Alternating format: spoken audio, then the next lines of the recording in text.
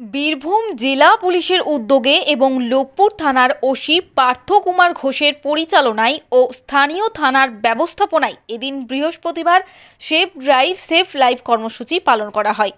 সাবধানে গাড়ি চালান, নিজে বাঁচুন, অপরকে বাঁচান। মদ্যপ অবস্থায় কেউ গাড়ি চালাবেন না। গাড়ি চালানোর সময় মোবাইল ব্যবহার ও কানে হেডফোন লাগাবেন না।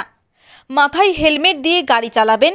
ট্রাফিক আইন মেনে চলার বার্তা সহ বিভিন্ন ধরনের সচেতনতামূলক স্লোগান সম্বলিত পোস্টার, ব্যানার সহযোগে এবং মাইকিং করে পথচলতি মানুষ ও গাড়ির চালকদের সচেতন করেন। এছাড়া ট্রাফিক নিয়মগুলি মেনে চলার বিষয়েও সকলকে অবগত করেন। এদিন অনুষ্ঠানে উপস্থিত ছিলেন লোকপুর থানার এএসআই নয়ন ঘোষ, এএসআই ট্রাফিক গোলাম মৌলা আবুল হায়দার, স্থানীয় সমাজসেবী দীপক শীল প্রমুখ।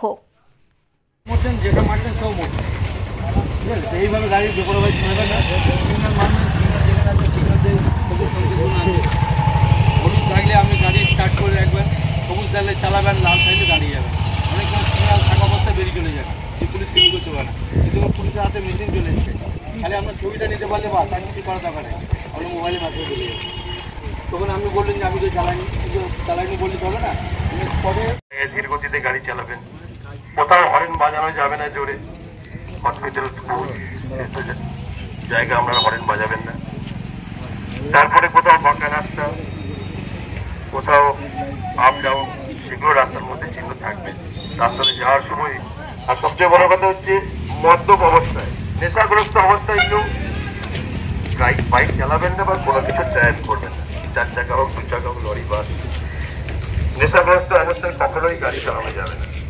এটাকে থেকে একদম বিরত থাকবেন। মাথায় চোট লাগলে কিন্তু সেই ব্যাধিটা আর সারানো যায় না। মাথায় চোট লাগলে সে সঙ্গে সঙ্গেই সেখানেই মারা যায়। এরকম ঘটনা আমরা অনেক দেখেছি, অনেকবারই হয়েছে। কিছুদিন আগে জঙ্গলেই একটা হয়েছিল, এক ভাই কম বয়সের সেই মোটর সাইকেলে যাচ্ছিল, তার মাথায় হেলমেট ছিল না, হঠাৎ করে সে চাকা স্লিপ হয়ে পড়লো এবং সেখানেই মারা গেল।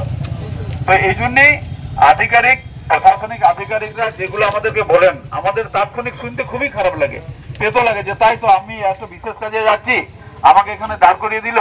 এবং আমরা অনেক অজুহাত দেখাই যে দেখুন আমার এই হানা হসপিটালে আছে, আমার এই ট্রেন রক্ত চাই ইত্যাদি ইত্যাদি। কিন্তু আমি যদি না থাকি সুস্থভাবে, তাহলে আমি যার জন্য পরিষেবা দিতে যাচ্ছি তাকে পরিষেবা দেবো কিভাবে? তার জন্য এগুলো মাথাতে রাখবেন। ওনাদেরকে অসংখ্য ধন্যবাদ। ওনারা দিনের পর দিন